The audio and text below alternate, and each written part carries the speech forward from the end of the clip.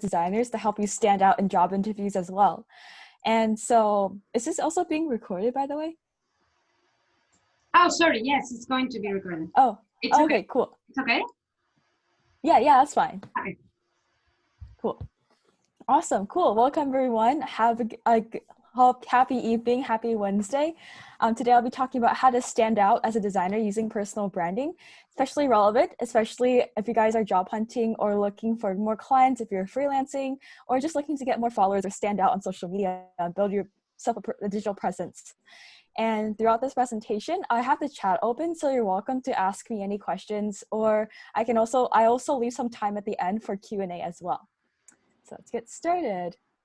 And I create this presentation using my own personal branding elements too, so you guys can see some example of the slides I've made in Figma.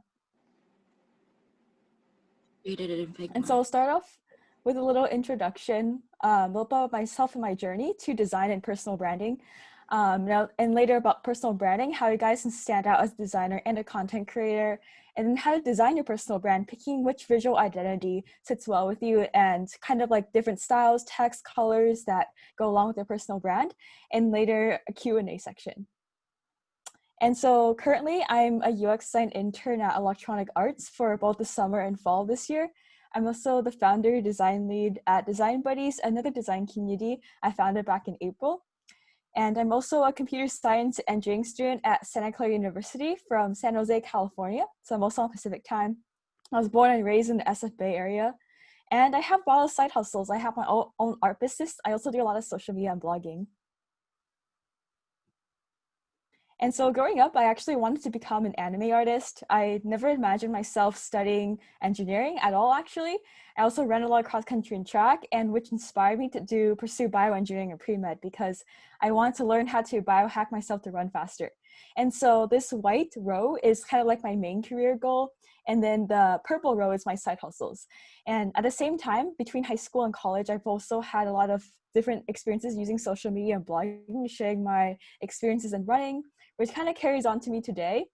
And during college, after my first 2 years of undergrad, I realized that I shouldn't be doing something that I'm not particularly passionate about. And so after working in research labs for a few years doing research on gene therapy, I realized that wasn't the path I wanted to take. Even though it looked really great for my resume, which is the only reason why I did it, I learned the hard way that I shouldn't be doing things just my resume. So I went into game design and computer science. I made a lot of virtual reality games just because it was fun. So both design and development side, and I studied computer science. At the same time, I started my own art business, Candy Leaf Design. So learned a lot about branding and marketing through that. And I learned to keep pursuing what I was interested in as a child. So I never really let go of my childhood dream of becoming an anime artist.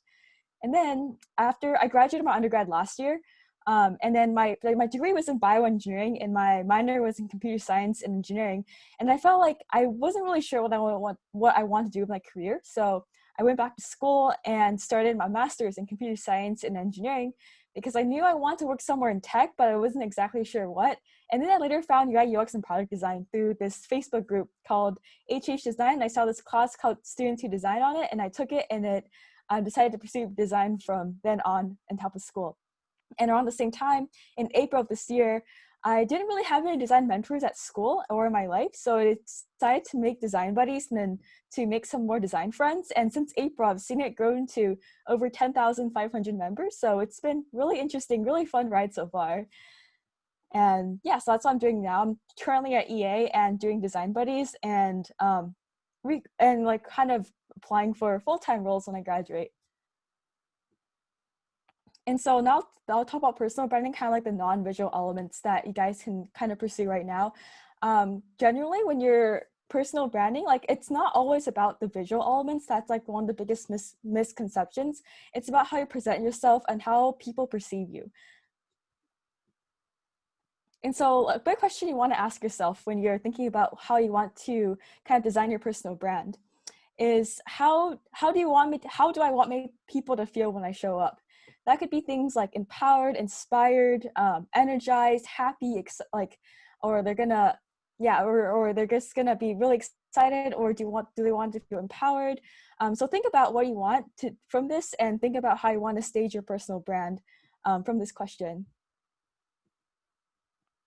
And also, what do people say when you leave the room? Oftentimes, on social media, sometimes like people say it's like, oh, it's not really important what people think of you. You should just keep pursuing what you want. But in terms of job hunting, it's really important how your recruiters and hiring managers perceive you. And so this is when you want to make sure, separate your professional, personal life and make sure that people say good things when you leave the room. So that could be, oh, this person's really determined. Oh, this person's really creative. This person's really analytical. So think of these traits you want the hiring managers and recruiters to see, or general LinkedIn, or anybody on your social media being able to see and think about how we can make that happen. Like what kind of traits could you, or what kind of content you could create to make them think what you want them to think.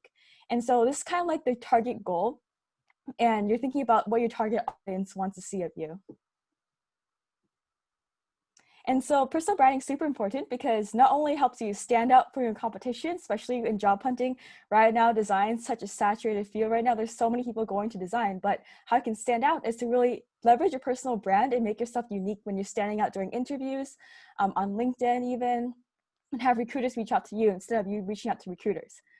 And so that's what happened to me essentially.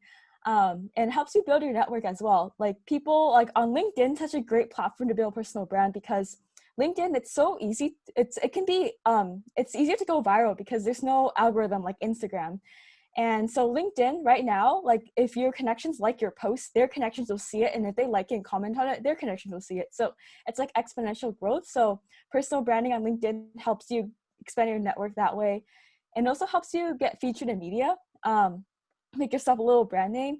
And it helps you attract the ideal audience. Like who do you want, well, what kind of industries you want to contact you. And also as a freelancer and as an employee, helps you build some trust and authority and helps you attract more clients and you can get more premium pricing. And just think about things like, for example, another example where I live is a convenience store called Target. And an example how branding helped them raise their prices is that in Target, there's like cereal or there's like lotion and there's the Johnson & Johnson brand and there's a generic Target brand. I look at the ingredients, they're exact same thing, but the Johnson & Johnson brand is like twice the price and people buy more of the brand name even though it's the same thing. And so that's just why branding is super important in terms of being a freelancer, a job hunting, or recruiting, or a job seeker, to keep raising your prices and to kind of stand out from your competition as well. And so how you want to get started is you want to build your foundation. You really want to dig deep and being really self-aware and just like really just think about what you want your skills, passions, values, and beliefs to be. And just write these down, brainstorm, brain dump, and then use these things, what you want to be, and define your core values, vision, and personality. And these things could be like, oh, you want to be a really analytical designer. You want to be a like really data-driven designer. Or you want to be a really designer who cares a lot about accessibility. And think about what industries you want to go into and how your personality reflects those things. And later, this is kind of like the brainstorming phase where you're thinking of different ideas, what you want to be. And then now you want to, this is a diverging page, and then now you want to converge and think about your core values, your vision, your personality, and how exactly do you want to narrow, which exactly of these values you want to focus on. And then now, after you kind of find your values, like for example, me, I really like community building and I like making people feel entertained and happy and feel like they can do, like feel empowered. So that's like my example. And for me, I really just like giving value to people and just like sharing what I've learned on the internet to help people kind of better their career, better themselves. And so, yeah, so that was my kind of my core values. And then later, if I wanted to find my goals, that could be like landing a job, gaining clients, sharing knowledge. Like, so it's important to kind of define your goals because so now you're defining like your target audience. If you're job hunting, then your target audience, when you're thinking of this little project, is like hiring managers and recruiters. If you're freelancing, it's more clients and the relevant industry you're in.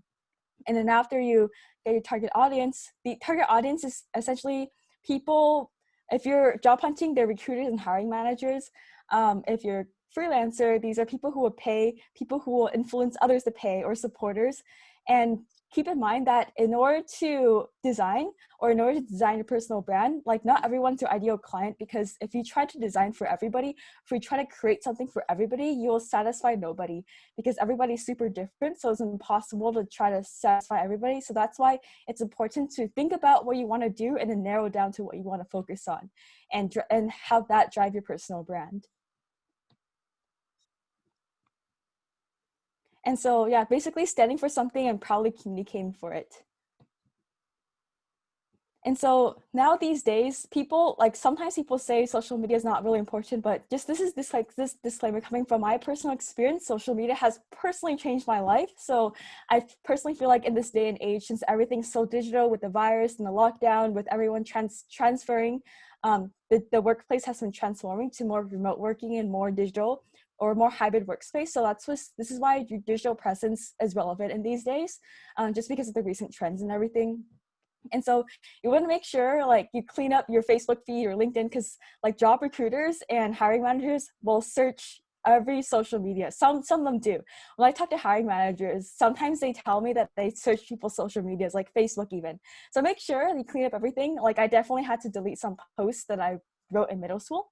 And so that's important. Clean up your digital presence and making sure that what you have on social media reflects who you are today. That means privating old posts or archiving or deleting accounts. And so that's really important. And also sharing content, giving value is another way to increase your digital presence. Like I personally like to share about events I'm speaking at, things I've learned, my experiences, and just like try to give value to people as well, because that's my personal brand. I like to be helpful and I like to be known to be helpful. So this is why I share a lot of helpful content. And sometimes designers want to be really, if their foundation is, or their core values, they want to be known as someone really analytical. So now they post about like some project they did and like the stats of it and stuff. So kind of like show that in the digital presence. And also not only sharing and giving value, but you have to be active and responsive and actually engaging with others. And so it's like a two-way street. So you're building a little micro community within your social media. And then keeping up your consistent brand voice, image, and tone throughout all your posts is really important as well.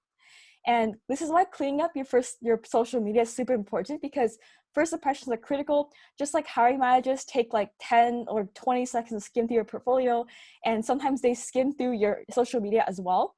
So if you don't want people to see your social media, don't link it on your portfolio. And so that's why sometimes like if they see something that doesn't really align with their company values, and they won't hire you. So that's just why like making sure you clean up everything in case someone else's first impression isn't what currently reflects of you today. And also like after you kind of develop your social media presence, I was thinking about like how I would want to dive into my website. So I always like experiment creating content first, which helps me like kind of shape my personal brand. And so sharing content is like what I like to do a lot, and making sure your posts are quality and consistent, and making sure that you're pumping out content at a rate you can manage. Like at one point, the mistake I made is I was posting like every other day on Instagram and like 4 days a week on LinkedIn, and I burnt out because I kind of ran out of things to say. So make yourself a little cadence, or just like make a little schedule about how often you can pump out posts. And so right now I probably post like 1 to 2 to 3 times a week, and making sure they're consistent, and so people can expect more from you. And also content strategy. So thinking about what kind of posts are relevant. So for example, when it's recruiting season, I like to post more resume tips or like my experiences. Like I was going to post like a horror story, my first ever interview in tech. But then I felt like it wasn't that because it was also election time. So I kind of held off on that as well. So it's important to strategize your content of when you feel like it sees fit, and then kind of post it, because let's just say it's like Veterans Day today. So I didn't post because like sometimes people want to use this day to like remember the veterans. So always be aware of like what day it is and like what holiday it is. And usually during holidays, people are also less active on social media. So that's why I like to save my posts for the workday as well. So when sharing content, always pay attention to what value you're giving and how that ties to your personal brand, and the timing and how relevant it is. Like for example, during election week, I didn't post anything as well, just because I know my post is going to get buried because people are focused on the American election. So always just being aware, kind of like being aware of all sides to your digital presence and what kind of things are going on in the environment.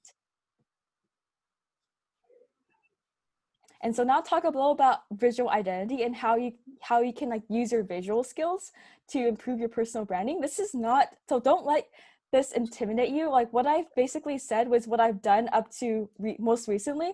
I've mostly started thinking about how I want to visually present myself when I was redesigning my portfolio. But generally, personal branding doesn't always have to include visuals, but definitely a plus, and it will help recruiters and hiring managers remember you more. So it's kind of like branding yourself as a product. You really want to dig deep and think about what you value and think of what visual identities you want to tie towards these things. And so all these things can matter, but you don't have to have all of it. So it can be like tone of voice, whether you want to be playful. This also ties back to your mission statement. And also you can have your personal logo, picking different fonts to making sure that the tone of the feeling of the font reflects your personal brand, having your own color palette. Color can often elicit emotion. So this is why it's important to pair different colors with each other based on how you want people to feel about you. Kind of going back to the question of how do you want to make people feel? Well, color is another way another tool you can use to influence that. You can also use patterns and textures. Like for me, I personally want to work in the social media industry. So that's why I have a lot of patterns, like the chat bubble here in my own personal brand. And having consistent illustrations, like iconography, also consistent photographies and animations, and just like leveraging your own personal style to reflect these things. And so these are all real important things to consider. You definitely don't have to have all of it. Sometimes people just have a consistent color palette throughout all their posts. Sometimes people have a consistent font throughout their whole portfolio. So when you're designing a portfolio, when you're picking fonts, that's also personal branding. So think about what kind of message or what kind of industry you want to work in. Think about what kind of, how you want people to perceive you, what message you want to give, and what industry you want to work in, or what your goal is, or you want to attract more clients from which industry, and just think about all these things and then narrow down your different choices in like all these little brand elements. And so tone of voice is super, super important. Basically how your brand communicates with the audience, and basically it influences how people perceive your message. So oftentimes you want to dig deep, and also kind of going back to like what you want people to feel and kind of incorporating your brand personalities and values. And this is kind of seen in all your content. So all the social media copies, how you kind of caption your post. For example, in Design Buddies, all our social media posts, I always start with "Hey buddies" with a waving emoji, because I know we're like a little playful. So we use emojis, and we use "Hey buddies" because we're all buddies. And so just think about your tone of voice. And so, because like one of our tone of voices that we have in our branding guidelines is that we're friendly and we're also playful. So that's why we have the emoji and like the hello buddies. So think about that and like try to apply it to what you want to how to structure your social media content as well. And so it's really important to have one, because not only it builds a human connection, people can connect with you, trust, and also it helps people remember you more. Like people always like say that they remember like our post because of the "Hey buddies" and the waving thing at almost every post, or like "Happy Tuesday buddies" and the waving thing. And yeah, so like examples, it can be playful, it can be simple, it can be educational, depends on your target audience and what you personally represent and what you personally want out of yourself. Yes, Zoom definitely needs emojis. Yeah, so finding their tone of voice you don't just wake out of bed and think of, oh, I want my tone of voice to be like playful today. And so it's important to kind of take a step back and really reflect on what you want to do and what you want to be, and think about and let that guide your tone of voice. And so first you want to get to know your audience, like researching who are they, how would they describe your brand, how do they talk to each other. And so it's important to know like who is interacting with your brand, because ultimately, like I said before, like designing a personal brand is like designing a product. You want to do some user research and see what your users are like. And so your users are like your viewers of your personal brand. So kind of dig deep, know their pain points, know how they interact, what do they want, what are their goals in life, and how can you how can you like meet their needs so they can give you what you want, essentially like that. And also like making sure that what you're putting out there reflects who you are. So it's like that research and like finding that balance. And so next you want to like identify the brand's values to communicate. So kind of going back to the core values and mission statements, and like making sure your mission statement is like who you are, how you can help. For example, my mission statement is the first sentence on my LinkedIn. It says I say something like, oh, I'm like really passionate about building communities as a designer. So just something simple like that on like the first line of your LinkedIn or first line of your about page in your portfolio should communicate that, and that's your mission statement. And then now you want to define tone of voice, kind of just like you want to be playful, you want to be educational, simple, mysterious, analytical. It could be anything you want that feels like it fits you and your personality. And so colors are really powerful because they can influence your feelings. Like each of the colors can be associated with different things. So making sure that what you want people to feel aligns with your colors. Like for example, I like being peaceful. I like building trust. So I use a lot of blue. I also like being really ambitious. Like I have a lot of goals in life. So that's why I incorporate a lot of purple. I also really like being creative and just like thinking outside the box. So that's why I incorporate a lot of yellow in my brand. And so typically you choose like 2 or 3 main colors, like the primary colors, and then kind of have sprinkle them all over your portfolio and your presentations. And so also think about what colors will others respond to, and think about what message you want to carry, and use colors as a tool to influence people and to make them feel a certain way you want them to feel. Kind of like marketing yourself as well. And so fonts are also important because they also influences your tone of voice. Like you see all these fonts, these are different fonts, but then they have different tone. Like this feels very classic, this feels like you're really dramatic, and this feels like really, really fancy and elegant. So it's important when picking fonts that it reflects your tone of voice as well. And typically on your portfolio, on your portfolio or on your resume, it's good to have 1 or 2 main and secondary fonts. Usually main, you can also pair like serif fonts or sans serif fonts. I meant to say sans serif over there. And just have different font weights and stuff, making sure they're 2 spaces ahead of each other or away from each other and stuff, and kind of pair your fonts that way when you're picking fonts for yourself. So this kind of goes a little bit deeper into portfolio design. And next, you want to pick some patterns and textures. This is definitely not mandatory, but it's just fun. And so for me, I use a lot of chat bubbles because my goal is to work in social media, and my target audience are designers in social media and also recruiters in social media. So I know they like social media a lot, so I have the chat bubbles to remind them of what they like. And so that's why I also really like social media, so I incorporated both of that. And I also like community building on social media, so that's why my personal brand has a lot of these chat bubbles. It can play around with different patterns. This one's Design Buddies textures. We have a lot of playful colors and little circles and triangles to symbolize like toys, and you're playing with each other. And we have all these sprinkled on the background of all our marketing design. So I actually designed all the marketing for Design Buddies, well, most of it. And I always use these little patterns at the end, like on the background, so people recognize it's Design Buddies. It's also on the website as well, so we use a little pattern. And I just put blobs here because I know blobs is a common element people use to like help make things more playful and stuff. So patterns can really be anything. You're just kind of like repeated elements to recognize your brand. And photography is also important as well. Like this kind of goes into Instagram. So I actually own 6 Instagram accounts, but not all of them are active anymore. This is just me using a lot of social media throughout my childhood. And when I kind of want to think about my digital presence, I like to be consistent. So this is like my personal Instagram where I like to run, have a consistent style. And in my food art Instagram where I have consistently like all these colors. And in my boba Instagram where I have the bear in my photos as well, and have when I used to be pre-med, I used to take a lot of notes and like to doodle all of them and like post them on Instagram, like a studygram. So I always had a lot of plants. My theme was like plants and notes.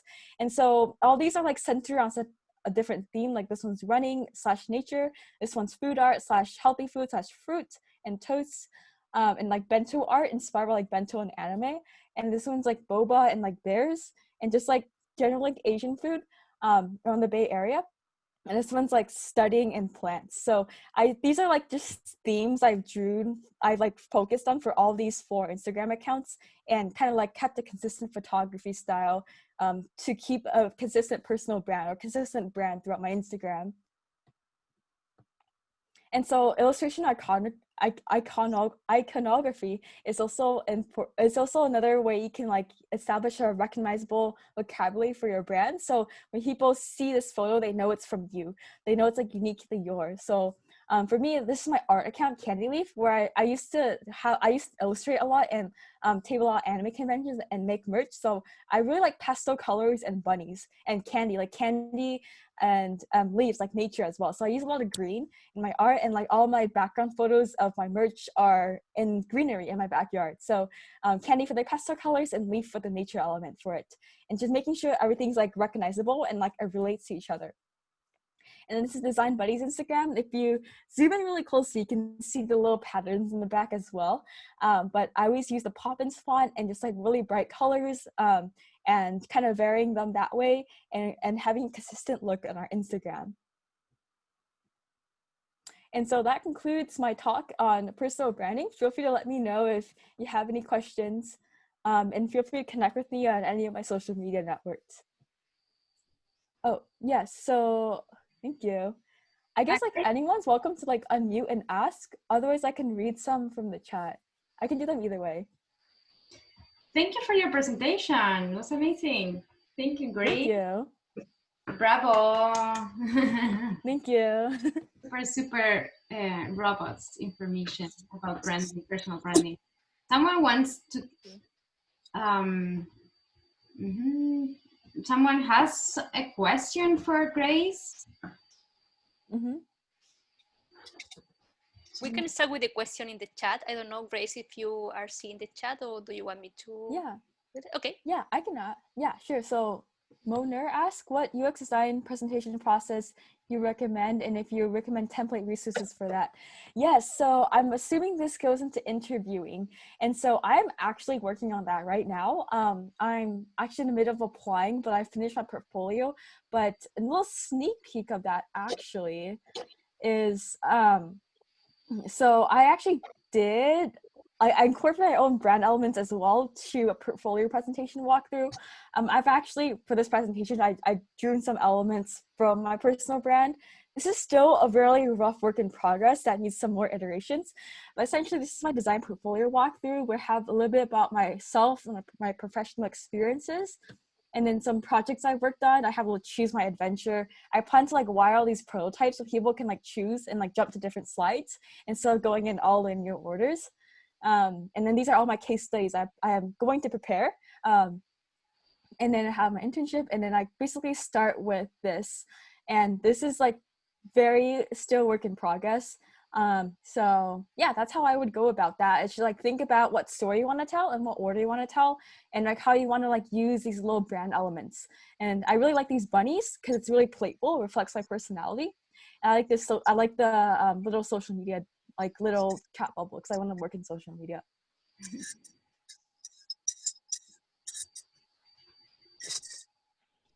Cool. So Andy asks, if we ever get back to Old Normal, how can we apply branding in person or physically?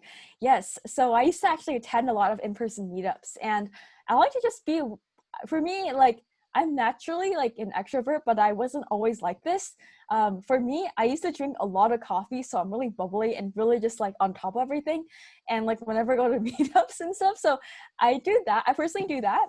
I guess like for me, when it comes to networking in person, just like showcasing your personality, like are you an introvert, extrovert, are you creative, are you analytical, and just like asking people questions. It's been so long since I've been to a personal meetup. I'm trying to reflect back in the time when I actually met people in person. So it's like kind of similar as how we're interacting right now, but just, you know, like face to face, like physically in person. So I just like to I guess like you can think about what you want to like the clothing style. Like for me, I know I want to work in social media, so I know it's a bit more casual, but sometimes if you want to work in like investment banking, then it's all formal up top. So also like kind of use your fashion, your outfit to kind of reflect what kind of impression you want to give to people, and your tone of voice and like how you talk and like the words you use and how you frame your sentences. Just like when you're chatting people on Zoom, you should carry these skills to real life, but in real life people can see like your whole outfit, so just consider that as well. Like right now you can only see my top. I'm actually wearing just like ski pants on the bottom because it's like really cold in California, and so like people can't see that. But just like when you're in person, you have to think about what you want to wear on the bottom as well instead of a Zoom call. I have a question, Grace. I have Yeah. two questions actually. The first one is how do you stay authentic in your personality? Because you were saying that you can't comment everything in social media now, so you have to be more restricted. So how you manage to keep the authenticity? Yeah, so I always like kind of, I guess like for me, I've always just like to making sure that everything I post reflects my own values and I'm not doing something for someone else. And like for in the past, how I learned to do that is knowing what I don't want to do. So in the past, I actually worked in the biology lab and like the bioengineering lab, and I did a lot of just like things for my resume, and I was not being genuine myself. So I guess like how I know I'm being authentic is that what I'm doing in my life, it sounds cheesy, but it actually makes me happy. So um, that's how I stay authentic. I also sometimes, if I'm not feeling well that day or something happened, I'm not too happy, which is really human. So it's okay to like feel down on some days. I don't post on social media. So I make sure, or I don't reply to messages. So I'm making sure that when I'm replying to messages, I'm feeling happy or I'm feeling content. So I can, making sure that I don't like cause anyone to like feel negative in any way. So I make sure I'm in the right headspace to engage when I feel ready to engage. It's how I'm able to stay authentic. Great. And my second question, actually, Andy is asking the same. Maybe you can read that question. Oh, okay. Yeah, Yeah, it's sure. yeah, you go. Yeah. So Andy asks, how do you maintain personal branding while also showing your audience, example recruiters, social media followers, that you can work with a variety of art and design styles? Yeah, great question. So I guess I can show an example. Let me show an example of my portfolio. I actually just finished it last night, so it's undergoing review right now.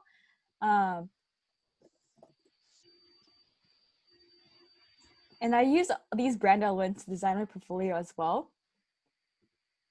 And so I redesigned the whole thing just recently. It used to look really, really different. And so I also use that little like chat bubble teardrop shaped here. I like to be really playful. So I use a lot of emojis.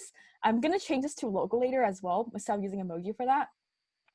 And so for me, I use a lot of like animation. So if I refresh it, it kind of goes that way. Like I use a lot of animation on Webflow to make that, but I like to make things really interactive. Just like social media, it's like live, real time.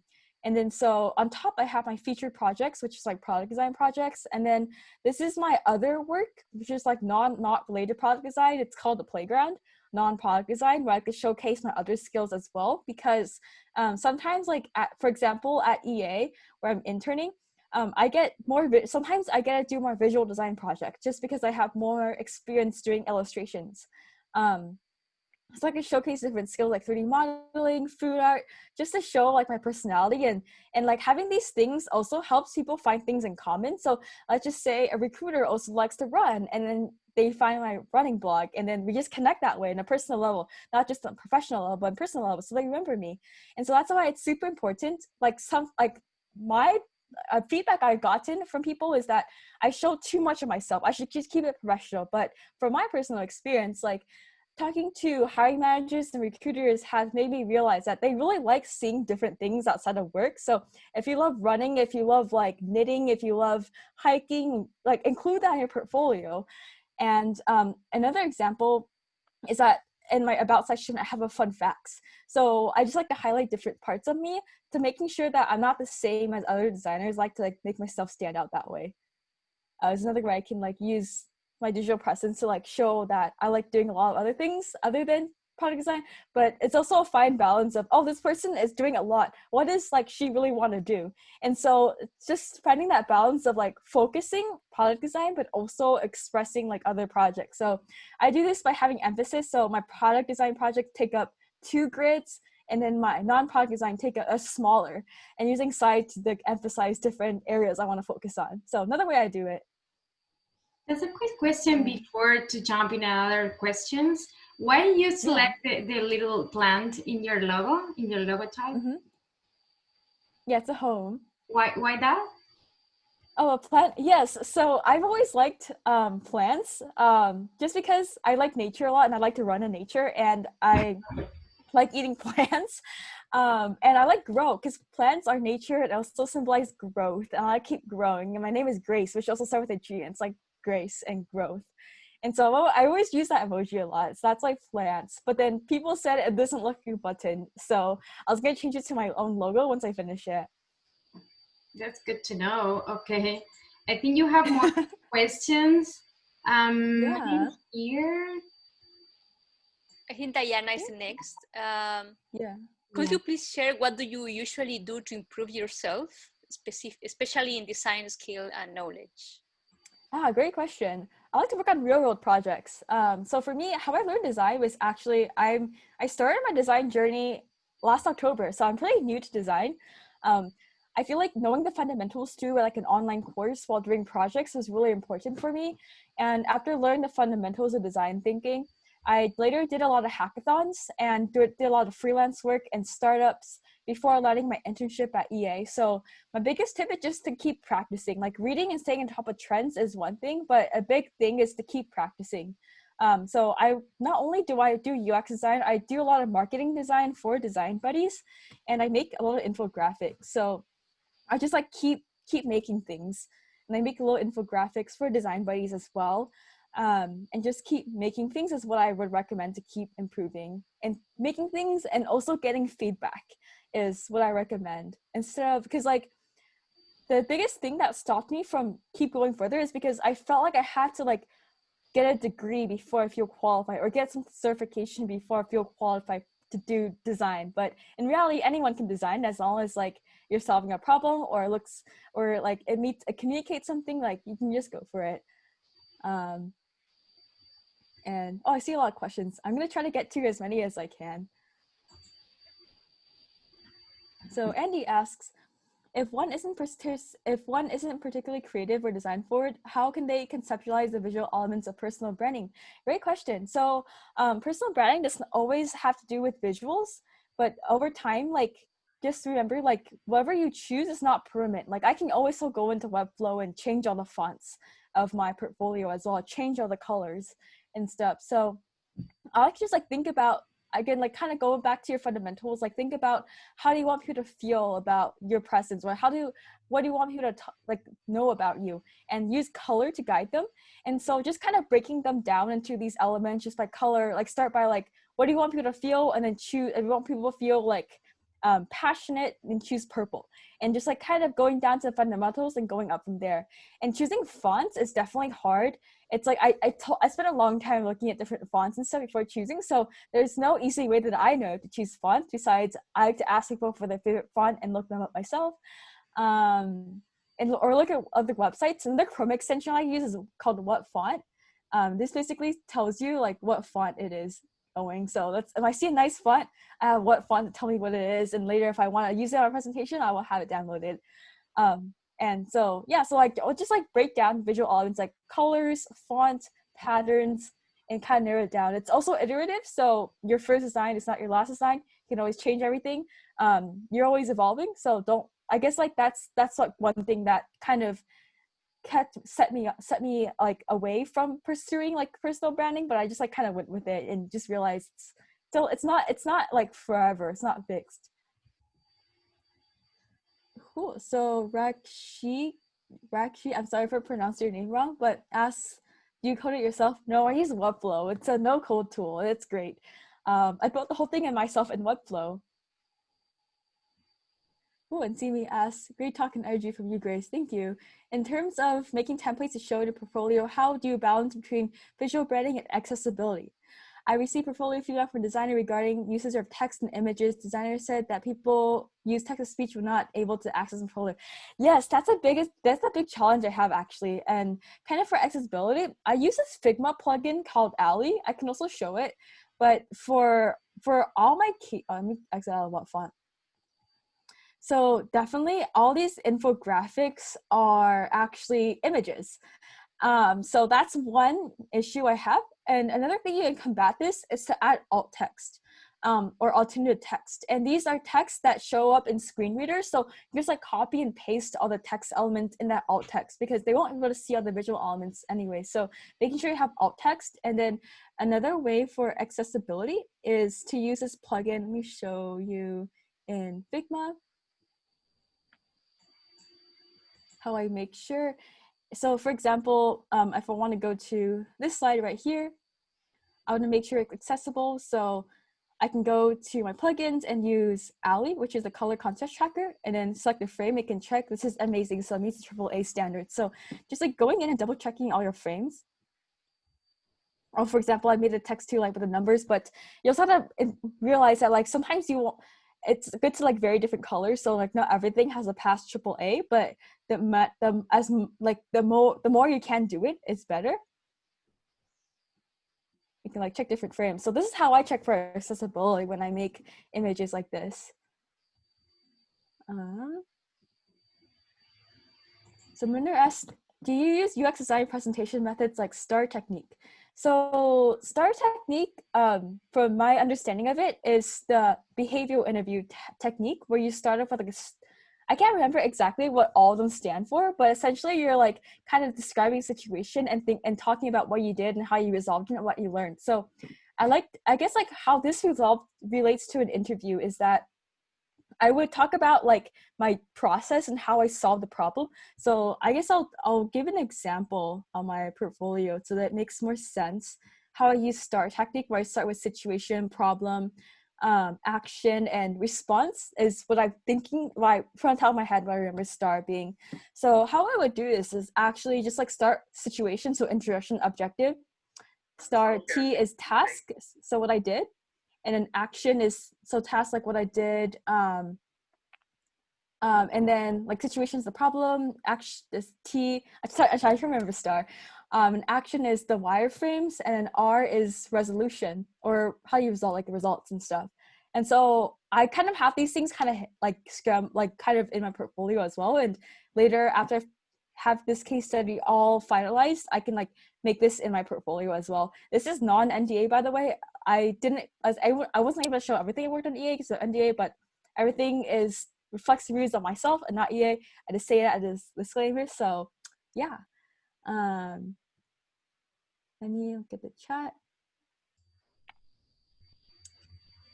Andy asks, how do you do logo design for yourself? Just curious. Yeah, great question. I am working on mine right now, but I'll show you an example of what I did for my own art business. So Ken Leaf Designs is my art business for table and anime conventions. I started with just like, this is what I personally did. There's no right or wrong process. And so like, I like the candy shaped bunny with a leaf on it. So that's where candy leaf came from. Do some iterations. I did these all when I was in class, and did some banners and just like did some iterations from that, and then explored some typography and just like explored, and then made a Illustrator file and then made an illustration for that. So that's how I did it. I just like thought about what I want, like the themes, and then logo principles, and then just like brainstorming and then narrowing down to one. So like themes, like mission statement, and then diverge, and then converge, and then diverge, and then converge again. It's kind of like double diamond when it comes to branding. So Jen asks, not related to design, but any advice running as a beginner in this pandemic? Yes, I know you guys are not all runners here, but just a brief answer is consistency. Don't go too much too soon and get injured. Just do a little bit each day, so it's sustainable. And so keep going. Consistency and sustainability is important. If you feel like getting injured, if you're tired and sore one day, it's okay to take a break, but you can go back at it the next day. It's how you get better at running.